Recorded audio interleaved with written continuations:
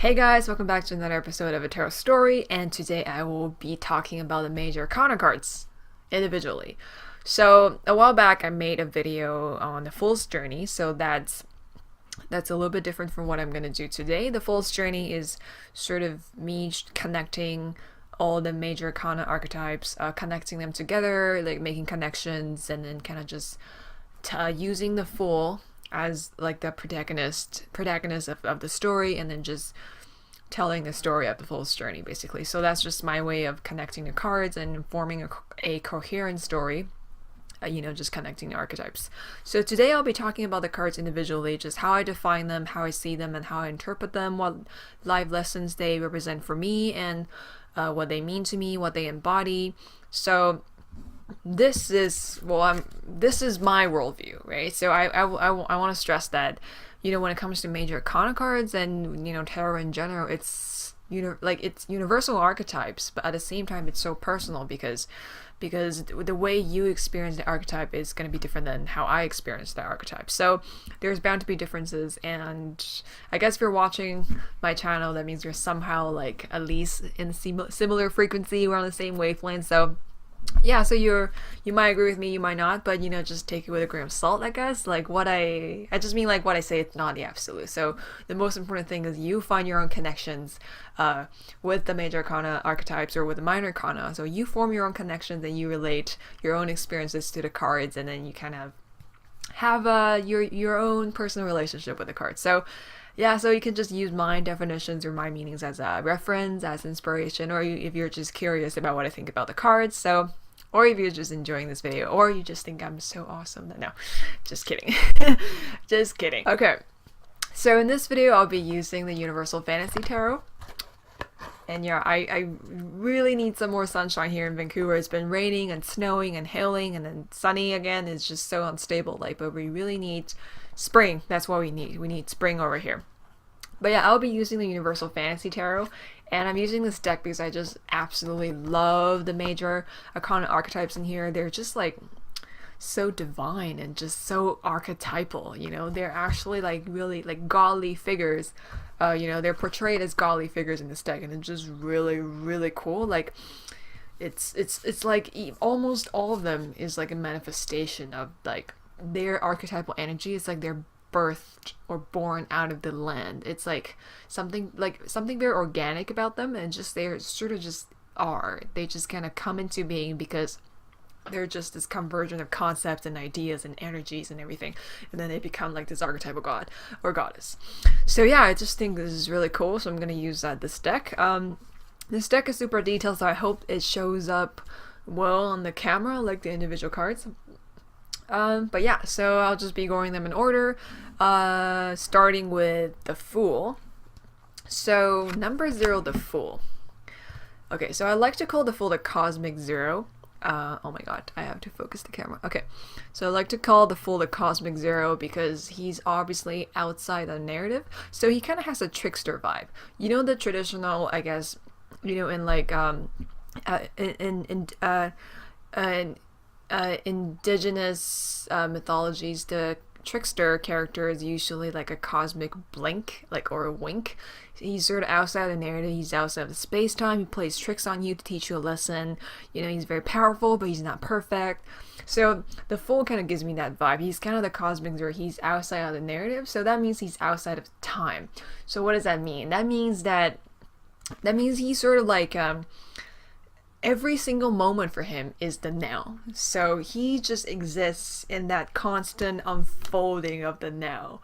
So if you translate that into, like, if you apply that to sort of just everyday life, so that kind of attitude, always living in the now, always existing in the moment, means that I think you see the world like a baby, right? You see the world as if everything is brand new. You've never seen it before because you don't have a past, you don't have memories, you've never seen it before. You experience every single moment, this sort of eternal moment of unfolding. You experience this moment as a new moment every single time. So every single moment is like a moment of wonder. It's a moment of like new energies coming and new things unfolding. So I feel like the Fool represents that mentality. The Fool is about that, I guess that innocence, or that that attitude towards life or towards the world where, you just see so much color and so much like new energy, so much life in everything that you experience.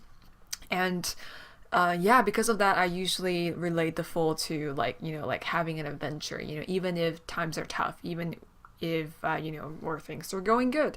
It's just each and every moment is a moment of excitement for you. It's just like going on an adventure. You're going on a quest. You might be trying to accomplish something, or you might, actually, I think it's a bit different from the quest. Going on an adventure is kind of like you just go on the adventure to have fun. You just go for the experience, right?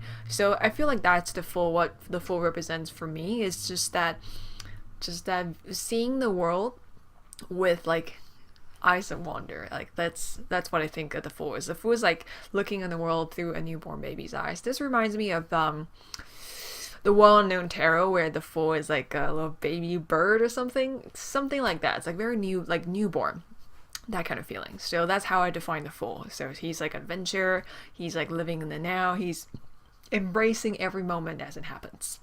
Okay, so I messed up the cards here. So yeah, when it comes to the Magician, the Magician for me, obviously, like, I used to think Magician represents, like, well, it still does, like, creativity, mastery of your own elements, but recently I've been thinking about the Magician, and I feel like Magician really represents, to me, like, choice. It represents choice, the power of choice, the state of, just, like, the recognizing that you are powerful because of your free will, because of your choice. And because the Magician is the master of his 4 elements, right? He can choose what element to tap into. He can choose what power he wants to unleash.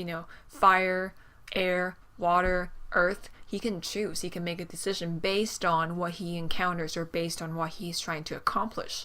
So that element of choice, like that element of like, I get to decide what happens next. I get to decide where I channel my willpower. So I feel like that's what makes a magician so powerful. It's that element of choice.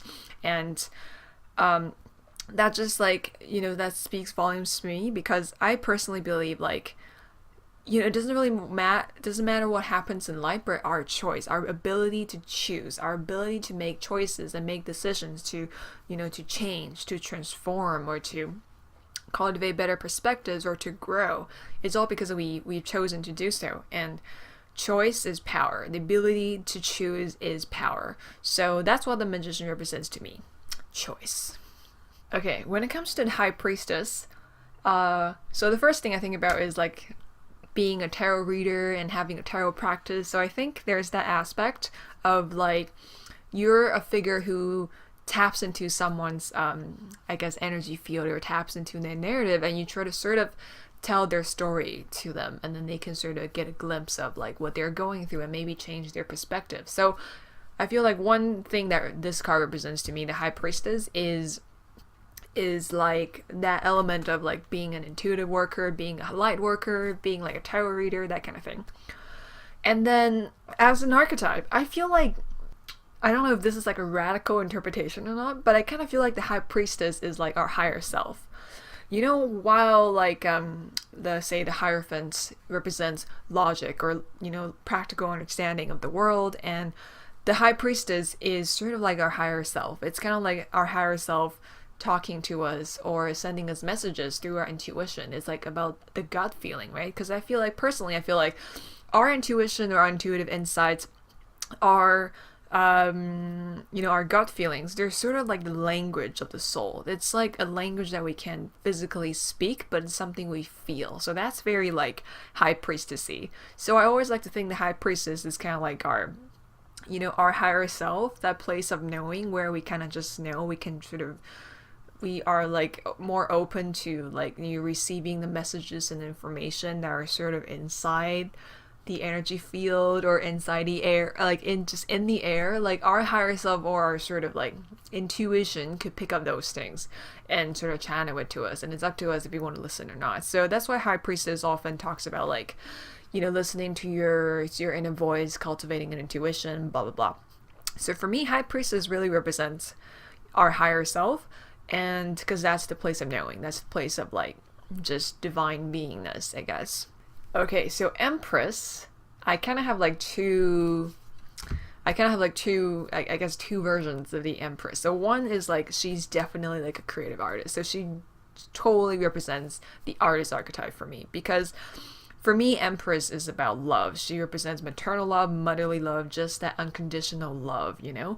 So on one hand, like, I feel like this is connected to the artist archetype, because when you're an artist, you're in love with the world in a way. It's like you're in love with expression. You're in love with expressing your love for the things that you love in artistic format, right? And, you know, painting, writing, storytelling, or singing. That's very, like, I feel like that's really where the heart of the Empress is about, like, expressing that love, expressing yourself, creatively expressing yourself. So yeah, Empress, you know, and she's also the Mother Earth, right? And the Earth is very fertile, lots of creative energy, lots of just, you know, like that kind of creative communion. So definitely Empress represents creativity and creative energy for me. And then, like I said, Empress as an archetype, she definitely represents unconditional love, and you know, like that's just what a mother archetype represents, right? Unconditional love, loving loving her children no matter what shape or form they take in, just loving that children, seeing them as absolutely beautiful. You know, I feel like that's sort of the Empress energy, like, you know, and it's not just and it's not just between like mother and child. It's, you know, like kind of the mentality of a mother, right? Like, I think there's this quote or there's this saying where, like, even if you're like a really ugly person, your mom will think you're pretty or something. Something like that. But it's like a more positive way. Like the Empress see you. You know, like physical appearance doesn't really matter to her. She sees your soul. She sees like how beautiful you are on the inside. She sees your potential. She sees what you can become. She sees your past, your struggles, your stories, your narrative. She sees everything and she embraces you anyway. She would just love you, like all of you, like every single part of you, because she sees you and she recognizes you and she just embodies that unconditional love. That's just, that's just, yeah. So she's unconditional love. So on the other hand, the Emperor, he to me represents, the first thing is authority, and then he represents leadership. So the Emperor is, I feel like, you know, I have to talk about them as a pair, right? So the Empress represents unconditional love, and the Emperor represents, I feel like he doesn't represent love, but all his actions, all of his decisions, everything that he does is out of love, but it just manifests in a different way, because as we all know, that unconditional love is good and all, but when it comes to real life, sometimes love can solve problems. You know, like you can have that sentiment. I feel like love can motivate you to solve problems or to want to solve problems. But if you really want to get down to business and solve your problems and be practical, you need the Emperor, because he is the ruler of his domain. He represents leadership, right? And when it comes to being a leader has to view the macrocosm, like as a whole. He needs to make decisions based on what he knows, based on his, you know, his responsibilities and duties, based on what he sees as a whole. So he needs to keep his eye on the big picture, I guess, and he needs to make a decision based on that. And that's very different from being an Empress, which is about just loving everything, embracing everything. And the Emperor has to make decisions, and sometimes that means like not being able to please everybody, but doing what needs to be done, doing what's necessary at that given moment to problem solve or to make changes or that kind of stuff. So the Emperor represents that kind of authority, you know, like projecting that kind of authority to make that decision, to sort of impose that decision on somebody. Not out of malice, like I said, he's fueled by love. You know, deep down inside, he has the Empress archetype too, but he just does things like a little differently. So Emperor is like, he does things out of love, but he is the practical perspective of all this. He knows that he can't please everybody, so he needs to make decisions based on what's the best for everybody, according to what he sees. So yeah, Emperor represents authority, leadership, and also just being the master of your domain. Like I was saying, like the Empress kind of represents the artist archetype or creativity for me. Emperor, on the other hand, he represents productivity. So being productive when it comes to the affairs of your kingdom, right? Otherwise, like how can he rule this kingdom? How can he keep his people going? How can he protect his people? So he needs to have like, really firm, foundation, like principles and like integrity, and also what's the word I'm looking for? He really needs that resolve, I guess, to do what needs to be done in order to lead his people, in order to stay on top of things. So yeah, Emperor represents authority, productivity, and just being the ruler supreme, being just the leader, just like this guy with leadership. Okay, so speaking of the Hierophants, I wasn't talking about Hierophant, but I did talk about him when I was talking about the High Priestess. So they're kind of like my pair. Trying to focus the camera here. So that's the Hierophant. Isn't that cool? He looks so boss in Universal Fantasy Tarot. But yeah, so Hierophant is easy for me. He's the teacher. He's the teacher archetype. He teaches you, and he is in the tarot book I'm working on, I basically compare him to like the Google search. He basically has access to all the knowledge in his kingdom. Everything. He knows everything. And then he would present those knowledge to you, present those pieces of information to you, and have you decide which one's right. And he'll guide you. He'll tell you like, basically what has been done before. What have people thought about this particular subject, or what are people's opinions that have been recorded, from the past. He will make all those information available to you. But then it's really, what it comes down to is really up to you. What, you have to follow your heart. You have to make a decision based on what you feel, also based on logical information that you have been given, blah, blah, blah. So Hierophant, yeah, he's the teacher dude. Like, he's the teacher figure. He instructs you. He provides you with knowledge. He shows you what's, tradition, culture, shows you what's been done before, what has come before, and he really just imparts all this knowledge, and then just quite graciously too. So yeah, and then he's a card that I can really, really relate to, because I'm an English tutor, obviously, and then, like, he's the teacher archetype, so he's awesome. Okay, so I think I'll just do one more card for today, because it's getting really dark and I don't have enough light. Like I said, we need more sunlight here in Vancouver, but the weather is just not cooperating. But anywho, I'm just going to do one more card before I finish this segment, and I think it is going to be a massive undertaking. I was like, ooh, I'm going to film the whole thing in 30 minutes. That obviously is not happening. Not going to happen. So I'm just going to do a Lover's card, and then I think that's 7 cards, so that's not bad. And then I'll do the rest on tomorrow, maybe when I get more light, because it's like it's afternoon, evening here, and then okay, and now babbling. Okay, so the Lover's card. Just love that from Universal Fantasy Tarot. Yeah, so pretty, so pretty. Okay, so Lover's card. Obviously, I think it's definitely not just about romance. I think it's about relationships in general. It's about being in a relationship, be it a friend, family, or a lover, romantic partner, or sibling, or friend, or whatever. Lovers is about being in a relationship. And what happens when you're in a relationship?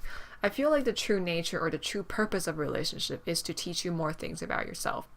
So lovers is almost like one entity. And I feel like that's the case.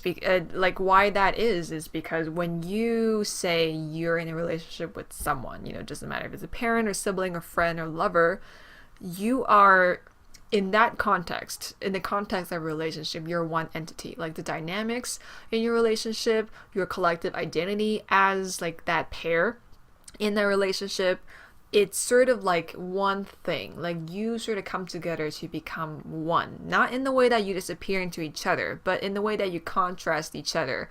You sort of find, you sort of create, like I said, like a certain dynamic that defines you as a duo, or as a pair, or as this particular relationship. So there's that identity there, identity as, just being in a relationship. That's like a kind of identity, if you know what I mean.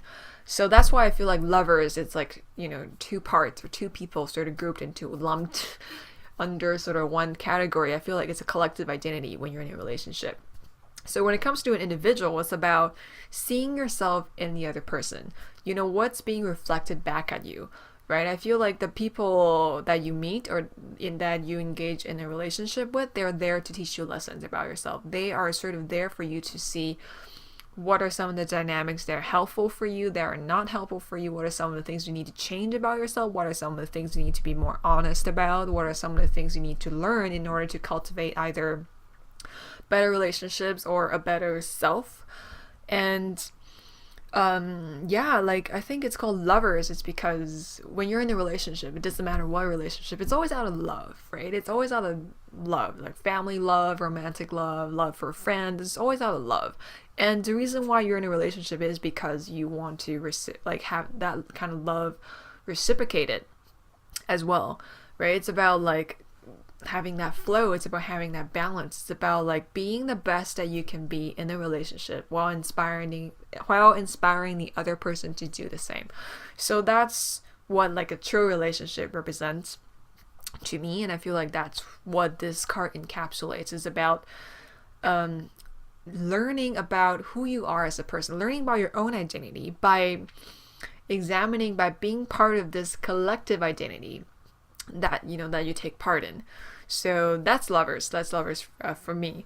And because when you are in a relationship out of like mutual love for each other, there's just so much room and potential for growth and for like, validation and for happiness and for when the relationship, like when the love is mutual, when you're both equally compassionate and caring and giving towards each other, while giving each other space and allowing each other to be themselves or inspiring them to become the best version that they can be.